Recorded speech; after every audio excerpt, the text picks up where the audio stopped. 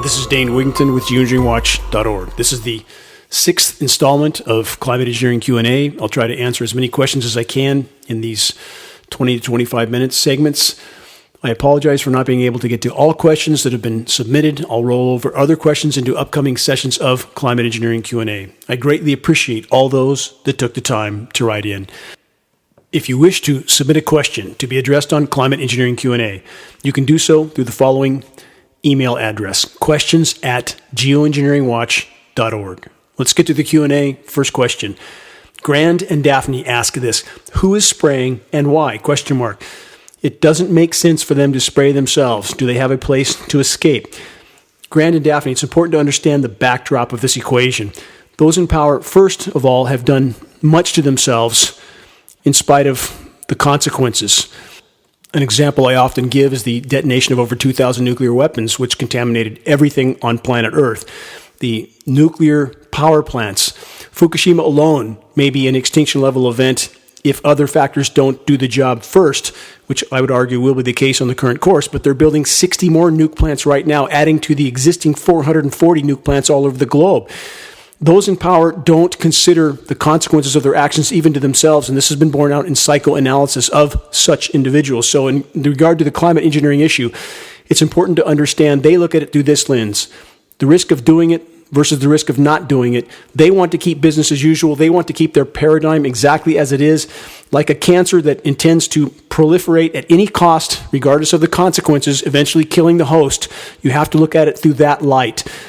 To destroy the web of life is not the objective. It is the result of their mentality and their quest for ultimate power, ultimate control, i.e. full spectrum dominance. That's a U.S. military term, and that's exactly what these kind of people seek, no matter what the consequences are. Thank you for your question. From Torben. Torben asks this: do you have a list of countries or areas without or with limited geoengineering? Best regards, Torben. Thank you for your question, Torben. Climate engineering is ubiquitous. The fallout is ubiquitous. The consequences are ubiquitous. The entire planet is going down. So even though there's areas that might not have aerosol operations being conducted in their airspace, like Iran is one such country that does not appear to be participating in the climate engineering insanity, again, these drifting particulates are everywhere, nowhere to escape them. So, and even some of the heaviest sprayed regions like the U.S. West Coast, we bear the brunt of the spraying that's occurring far to the west of us over the Pacific. The spraying that occurs directly over us drifts further east over other states. So it's a matter of circulating the entire globe. Unfortunately, no place to hide. Thank you for your question, Torben. From Napster. Napster says, thanks for all you do. Same back to you, Napster. It's our collective efforts that can yet make a difference at this late hour. Napster's question is this: is there any correlation between microparticles of aluminum in the lungs and 5G microwave transmission? We know these electrically conductive particulates adhere to cell receptors like a plaque. They are very bioavailable and very bioaccumulative in the system. So there must be an interaction between these particles and being exposed to these types of transmissions. We need much more analysis on this, but they must be connected and must interact. It simply can't be otherwise. Thank you for your question, Napster. From Craig. Craig asks this: is there any recommendations of how you would expel some heavy elements from the constant spraying out of the body? The short answer, Craig, is yes. Chelation can and should be done by all of us. It must be done carefully and with someone who is versed in giving advice on how each individual must chelate. I would advise seeking out a nutritionalist for specific guidelines, but we can keep these metals moving through our body with various chelating elements. Even elements like vitamin C, calcium are good chelators if used properly. There are more aggressive chelation methods, and there's certainly other factors. We have chlorella, we have zeolite. There's a lot of elements that can be used, but they must be used carefully and with knowledge to do this correctly. If you chelate these metals too quickly, if you free them up too quickly, they can do more damage than leaving them lodged where they are right now. So again, chelation must be done carefully, but yes, there are very effective chelation methods that can and should be undertaken. Thank you for your question, Craig. From Molly. Molly states, I started seeing geoengineering in early 2000s in Sisters, Oregon. I took pictures as I knew they were not normal clouds. No one would believe me. It was discouraging and frustrating. How well I know that to be true, Molly, after 20 years in this battle. Molly's question is then this: when was climate engineering first discovered by the public? Question mark. That's a difficult question to answer, Molly, because there was no way for those that noticed to really aggressively communicate that before the use of the internet. But around the 2000s, late 90s, 2000s, we definitely have publications, postings, literature from those who were definitely noticing that this was much more readily being seen. We know after 1998, which was the warmest year yet recorded to that point in time, there was a big ramp up in the climate engineering operations. Again, not to mitigate the problem, but to simply mask it from the public. There is no benevolence in climate engineering operations. They are, in order to create short-term, highly toxic cool-downs like those that are happening throughout the U.S. right now, the massive chemically engineered cool-downs, chemical ice nucleation elements, that comes at the cost of an even worsened overall warming. But bottom line in your question, Molly, people have been noticing for many decades, but now the level of the public that is becoming aware of what's happening in our skies is growing exponentially by the day, and it's up to all of us to keep that trend going by stoking those fires of awareness, by sharing credible data from a credible source. Thank you for your question, Molly. Moving on. From Tim. Here in the southern part of the U.S., they do not spray constantly, but I've noticed that they will spray very heavy before a weather front will come through. What's the reason for that? Thank you. God bless you, Tim. Thank you, Tim. Thank you for your question. The AR, atmospheric rivers that often precede these incoming fronts, are a preferred opportunity for the climate engineers to heavily spray our skies. The fronts push those particulates further in various directions, and they are siphoning off some of that incoming moisture to create the largest rainless cloud canopy they can. What we see in California, for example, when there's a front coming in, now we'll have a day or two of featureless white sky cloud cover as the climate engineers siphon off that initial moisture and create a massive, largely rainless white sky over the western 8 or 10 states before the first drops even begin to fall in the west. So again, this is an aspect of solar radiation management to siphon off some of that incoming moisture and utilize it for their purposes. Again, none of it for the common good. Keep that in mind. None of this is benevolent. But this is the preferred opportunity for the climate engineers to carry out their agendas. Thank you for your question, Tim. From Fiona, what levels of aluminum, potassium, sulfate, chloride, nitrate, sodium, and pH in rainwater would be indicative of cloud seeding? That's a difficult question to answer, Fiona, for this reason, at least on some of these elements. As we think, and data indicates, the mixes change depending on the objective of the climate engineers. In the case of aluminum, very, very easy to tell.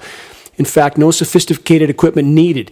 Rain pH, based on atmospheric carbon loading, should be about 5.6 if there's nothing else contaminating it that would alter that pH value. So you can test the rain pH even with litmus paper, very inexpensive. If that pH is significantly higher, for example, 6.0 or 6.4, we've routinely seen 6.5, 6.6, 1 point on that scale is 10 times more alkaline. And that is indicative of that rain being packed with aluminum. We've tested those pH levels of rain to verify that they did contain aluminum, and they have in every single case. So the bottom line, if you see rain pH levels that are significantly higher than the 5.6 they should be at, that is indicative of climate engineering elements being in that mix, specifically aluminum, which tends to push the pH values toward neutral from either side of neutral. So keep that in mind. Simple way to find out what's in your rain. Also, if you look at the rain droplets, if you see a very rapid fire uniform droplet pattern, that's indicative of the condensation nuclei being dictated by the particles being sprayed into the cloud moisture from the climate engineers. Droplets should vary in size, should not have a very rapid fire uniform drizzle, indicative of cloud seeding going on above. Thank you for your question, Fiona.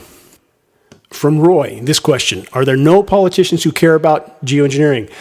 I've never heard a politician mention any concerns about geoengineering. Do you think Trump knows about this, or does he care? They all know, Roy. There's no question about that.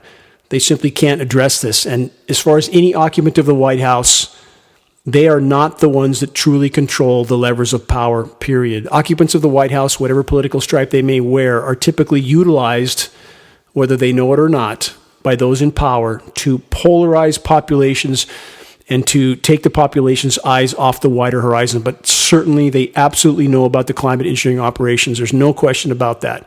So we've never seen anything but a continued ramp up of these programs going back many decades. Doesn't matter who's the occupant of the White House, nothing changes. Meet the new boss, same as the old boss. Thank you for your question, Roy. Dave from Canada asks this. My question is, how much of the ozone layer remains intact at the present time? And there's a parallel question from Jeremy. I want to tie these two together. He asked, my question is, how do you definitively measure the amount of damage to the ozone layer? Thanks, Jeremy. Thanks, Dave, for your questions. Let me try to wrap this up together. The ozone layer is not a uniform layer around the globe. The depth or thickness of the ozone layer waxes and wanes. It varies greatly depending on the region as well. Over the polar regions, which are the most heavily geoengineered and has been the case for over 7 decades, that's where we see the greatest ozone destruction. But that destruction is moving further and further south. We recently had a massive ozone hole over the Western Pacific that was not reported by any official agency. We can see this on ozone monitoring sites and sources. So we have the power structure doing everything they can to mask the full severity of ozone layer destruction. We have a former NASA contract engineer that is monitoring ozone damage, UVC present on the surface, for example.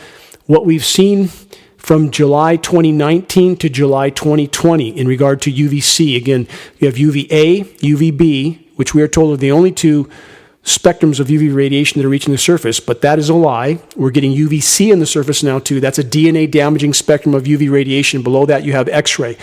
So our contract engineer that worked for NASA, that's worked for geoengineeringwatch.org now with equipment we supplied to him, measured a difference in UVC radiation. For example, again, from July 2019 to July 2020, we saw a 43% increase in UVC radiation on the surface. That is massive. It is already damaging foliage, killing insects, killing plankton. That's the intense heat you feel from the sun, the radiant heat. We are free-falling into an extinction level event with the ozone disintegration alone.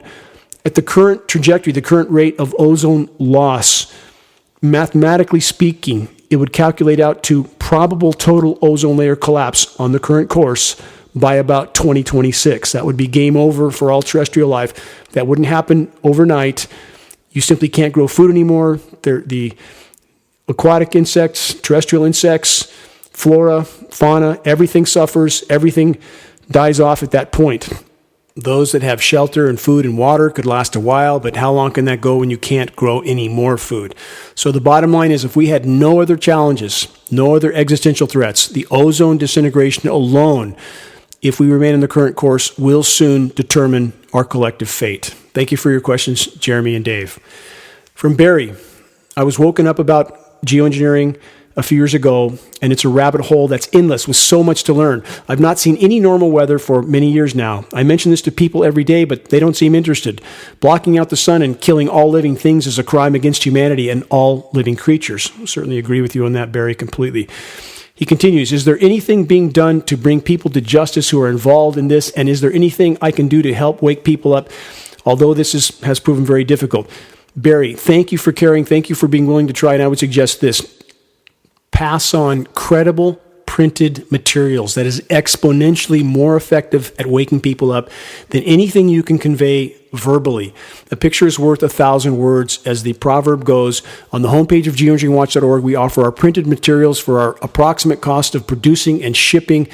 I would suggest trying that on those around you and see how well that works, and keep the verbal communication to a minimum. It takes time for this seed to sprout and grow. This shatters people's perception of reality, or their perception of what their government is and what their government would do to them. And that takes time to sink in. So try printed materials with those around you, and once they wake up, ask them to do the same, because we need everyone to engage in this battle. We must reach a critical mass of awareness as soon as possible. That is the only way forward in this fight. Thank you for your question, Barry. From Patricia, this question: what is the most crucial form of harm the weather warfare lords are performing in your observation? ? Poisoning the skies, dumping of toxins, refuse, radioactive materials into our waterways, deforestation? ? She finishes with, thank you for all you do in waking the population. Planet Earth does not belong to these psychopaths. I so agree with you on your final statement, Patricia. And they could not do what they do without the active or passive participation of the majority population. We must keep that in mind. We must hold them to account. That includes mainstream media, official agencies, environmental groups that are standing down from this issue because they don't want to lose their 501c3. It's up to us, the population, to hold all of these individuals and agencies to account. About your question, it's difficult to pinpoint a particular aspect of climate engineering that is the most harmful because all of it is intertwined. All of it is interconnected, if you will. All of it a part of Earth's life support systems. But this is the bottom line. At this point in time, there is no greater nor a more immediate threat to the human race and the entire web of life than climate engineering, with the exception of nuclear cataclysm. Climate engineering is systematically derailing and contaminating the entire web of life. It is the greatest single assault on the web of life ever launched by the human race. Again, the only threat that could supersede that is nuclear cataclysm. But climate engineering, even contributing to that scenario, climate engineering is destroying Earth's protective layers of the atmosphere, which leaves us more susceptible to a CME, coronal mass ejection, or solar flare. If we have a Carrington-type event, a massive solar flare that disables grid power, that then causes nuclear plants all over the globe to go into meltdown, there we have a nuclear cataclysm that was indeed triggered ultimately by climate engineering operations. So there's nothing that climate engineering is not harming at this point in regards to our mechanisms to survive on this planet. So that's back to climate engineering being an absolute priority to expose and halt, or all bets are off. Nothing else will matter very soon if we stay on the current course. Thank you for your question, Patricia. From Rose, this: do we know the names of the individuals, organizations, and or companies involved in the geoengineering operations? That list would be incredibly long, Rose. And again, those behind the curtain, simply, we know this: they are the ones who control the printing of the money, period. Those individuals and entities control militaries, thus they control countries. All roads lead back to those who print the money. In regard to the materials for the climate engineering operations, we know American Elements Corporation is likely a core material supplier. If you search geoengineeringwatch.org, American Elements Corporation, you'll find a full report we did on that. There are likely many other material suppliers. Evidence indicates that coal, fly ash may be a base material for these operations. It gives them plausible deniability as to the source of these atmospheric particulates. So the bottom line is, all those who print the money or control those who print the money, that's the top of this power pyramid. Thank you for your question, Rose. From Debbie. Debbie asks, I was wondering how to obtain information about who gets permits for spraying over our country and state, ? I live in central Oklahoma. Debbie, it's important to understand there is a very, very profound difference between weather modification over various counties and states, which is a small scale, generally a single propeller engine airplane with flares strapped to the wings that disperse a very small amount of material into the skies. And all of these programs completely negated by the climate engineering operations. And these programs, in fact, are generally used. Those are the ones that get permits, by the way. The small-scale weather modification programs, those are the only ones who are required to get any permits. And these programs are used as a distraction for the population to make the population believe that, oh, that's weather modification. That's a lie. That's, again, a red herring, if you will. Climate engineering operations completely negating those. So look at a small-scale propeller engine airplane with a few flares on the wings that disperse maybe a few pounds of material in a flight, and then compare that to a military tanker like a KC-135 that can carry 100 tons of highly toxic material in one flight. So keep in mind, they use the small-scale weather modification programs that are permitted as distractions to take the public's eye off of the climate engineering elephant in the sky. Thank you for your question, Debbie. From O. Gardner, this: what kinds of deciduous trees have you observed in your neck of the woods retaining their leaves other than oaks and beeches? The geoengineering SRM continues unabated. Most people don't look up, and those that do pass it off as, quote, contrails. Contrails, again, perhaps the greatest lie ever perpetrated on populations all over the globe. These are sprayed particulate dispersions. In regards to which trees are retaining their leaves, sometimes throughout the entire winter, in dead form, hanging on the trees Unless the wind blows them off, they hang there all winter long. And we're seeing a very wide array of species that this is occurring with. Sycamore trees, liquid ambers, maples, black oaks.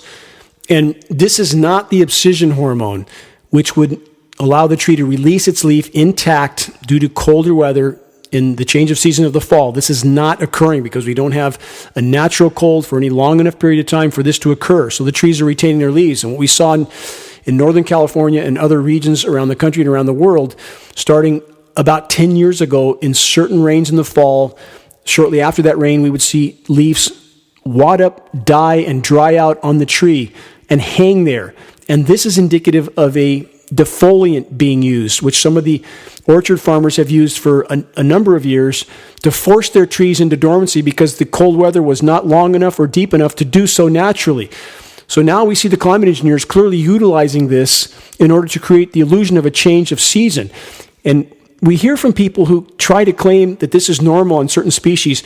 There may be some species around the globe, and my father was an arborist, so I'm very familiar with trees that may have a similar sort of characteristic, but this is absolutely, positively not the case with the deciduous trees we see in most regions that are now behaving in this manner. This is not nature. This is a chemical element that's being dispersed in the rainfall. It's forcing the trees into dormancy. That's how desperate the climate engineers are. And let's remember that those in power, the military-industrial complex, have for over 5 decades since the Vietnam War had the power to defoliate entire jungles. This is not new technology, and they certainly don't care what they dump on us. We are not just expendable to those in power, but an increasing liability to those in power as the planet's life support systems fail.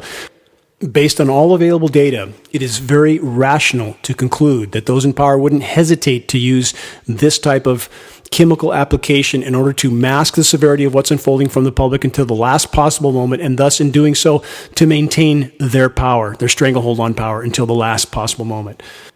Thank you for your question, O. Gardner. Moving on, next question from Ron. Ron asks, I have read a lot about the solar minimum and the sun cooling. If this is true, why are people wanting to spray or distribute material in the air to help fight global warming? Question mark. Ron continues with this. Couldn't these people just be happy every time a volcano went off or there was a giant forest fire instead of causing man-made problems? Question mark again. He finishes with this. I keep hearing about CO2. How would CO2 cause warming? Question mark. Wouldn't it be that burning ball called the sun that causes warming? Ron, it's important to understand first, we need to look at data. And there's a lot of people online putting out what is not data-backed conclusions. In regard to the solar minimums, even the Maunder minimum, a significant solar minimum, was 0.25 reduction in solar radiance. That's 1/400th. Against the backdrop of what human beings have done to the planet, including climate engineering, that is virtually meaningless at this point. The planet is warming at the statistical equivalent, this is conservative, of the thermal energy, i.e. the heat, contained in 5 Hiroshima nuclear bombs per second. That's 400,000 per day. That heat has gone into the ocean. So the entire solar minimum, i.e. solar cooling narrative, is completely false. And that is, in fact, the exact narrative that the climate engineers and the power structure wants put out, because that confuses and divides the population. Just like the engineered cool downs they're creating right now over the U.S. and over other parts of the world, chemically engineered cool downs that people who push these narratives then utilize as proof of their narrative when it is anything but. It's simply proof of climate engineering. The planet's not just warming, it's free falling into an abrupt climate collapse scenario. It's superheating. In regard to volcanic activity, human activity has far surpassed that. And there's false narratives out there about that as well. But statistically, human activity is about 100 to 150 times more effect on the climate than any recent volcanic activity. In regard to CO2 traps heat. If we did not have atmospheric gases, this planet would be a lifeless ball of rock. It would fry on one side and freeze on the other. Those gases retain that heat. When that blanket becomes too thick, too much heat gets in and not enough gets out, just like your car sitting outside on a hot summer day. So this is the experiences that we're seeing on the planet right now. The Earth changes are not a result of what the sun is doing. The sun hasn't changed significantly. It's a result of what human beings have done. And consider that we put 100 million barrels of hydrocarbon fuel into the air every single day. That's hard to conceive of. So the bottom line is the argument that there's anything natural about what's occurring on our planet right now would be equivalent to an example I've given many times of running over someone in a crosswalk and claiming they died of a heart attack, or finding a body that had been beaten, stabbed, and shot, and everything else you could do, and then claiming they died of a heart attack. Not the case. We have very direct cause and effect happening here on our planet.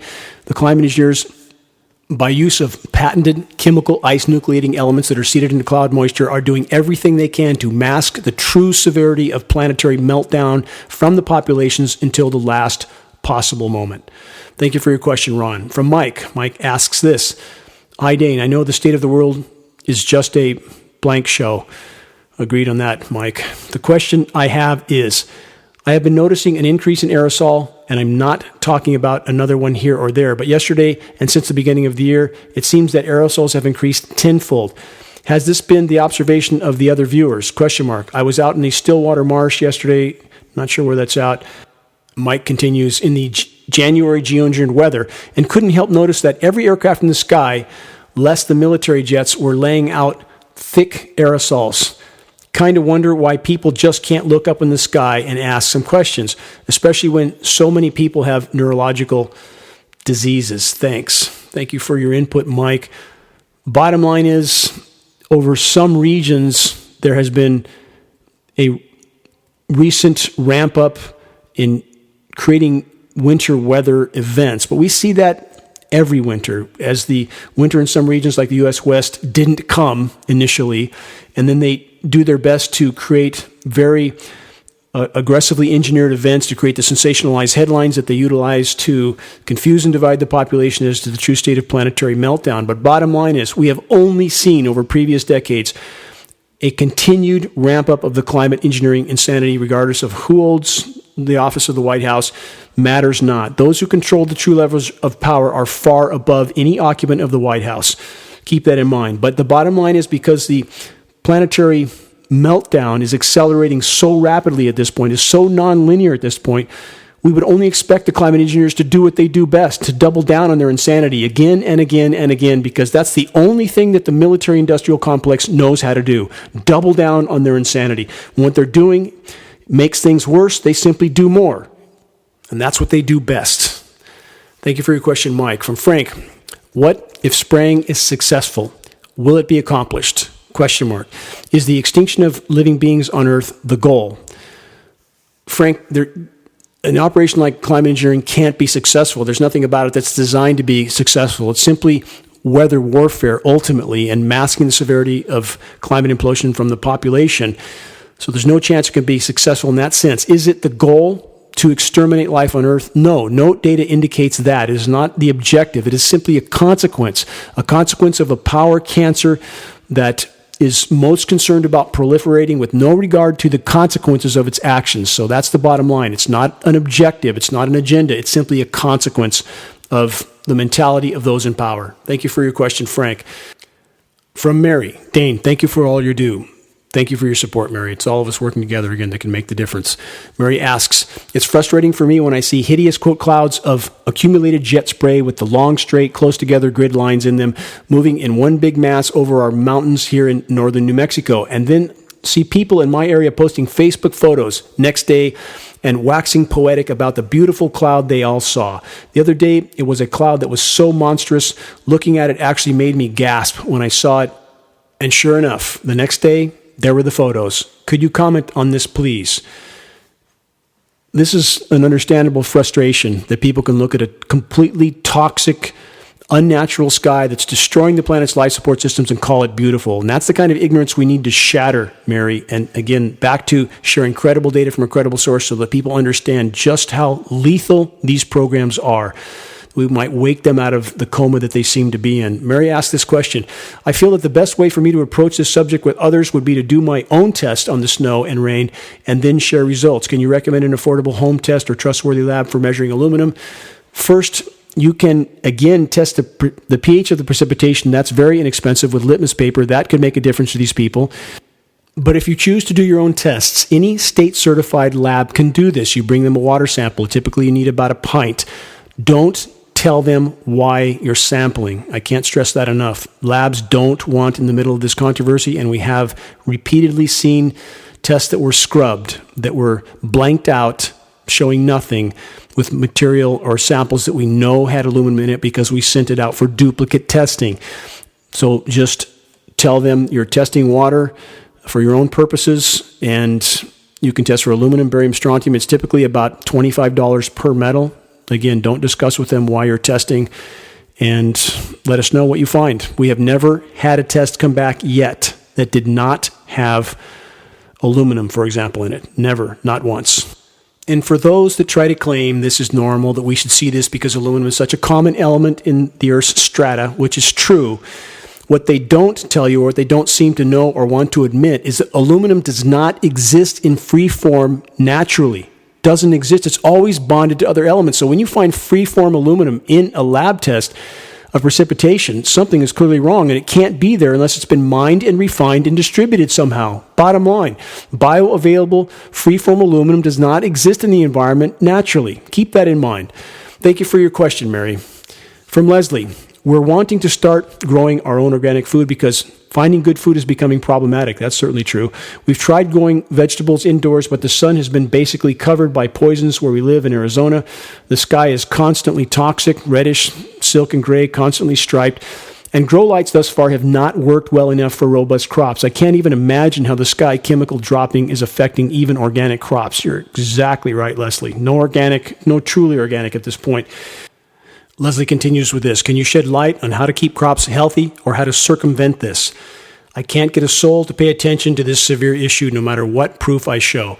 Everyone seems so overwhelmed as there is nothing right about the world at this time. Apocalyptic times indeed. You are so on track with that, Leslie. We are in completely uncharted territory. And when there's not enough habitat to support the human race, and there is not, right now, we're there. It's not on the horizon somewhere, we are there. And this will become impossible to hide soon. As far as how to grow, a sheltered environment is important. The intense UV is one of the major problems. Contaminated soils, another major problem. It kills the soil microbiome. The soils are basically sterile. In regard to the heat in general, photosynthesis stops at 104 degrees, tapers down to that point, stops at 104 degrees. If nighttime temperatures are too warm, plant growth will stop also. So the bottom line is they need a controlled environment that's becoming increasingly difficult to produce. And when we can't produce crops, the store shelves will empty out. The law of the jungle will truly prevail at that point. So I would suggest just researching in your region what might help, shading, soil augmentation, and on the grow lights, you'll have to experiment with that as well. But we all need to try to find ways to produce food in our own individual location if possible. And at the same time, we must all continue to do everything we can in our personal power to expose and halt the climate engineering insanity. We have to plug the hole in the bottom of the boat, or no amount of mitigation will matter. When the whole boat goes down, everything else becomes moot. So again, I ask for all of us, in whatever situation we find ourselves in, to do what we can to wake those around us. And that can be done at no cost from your own home computer by sharing credible links. Geoengineeringwatch.org tries to provide that data. You can email that to individuals, organizations, agencies, elected officials, and plead with them to address this issue while there's still something left to salvage of the planet's life support systems. No matter how dim the horizon is, when we see in the most dense and sterile concrete jungle, if there's a crack in the pavement, life sprouts through that. The planet will try to survive if we simply give it a chance. And the greatest leap we can take forward in that direction is to stop intervening in the planet's life support systems, and climate engineering is the single greatest factor in that equation. Not outweighing all the other factors, but as a single factor, it is the greatest factor in the equation. I'm out of time for this week's session of Climate Engineering Q&A. My deepest thanks to all that have submitted questions.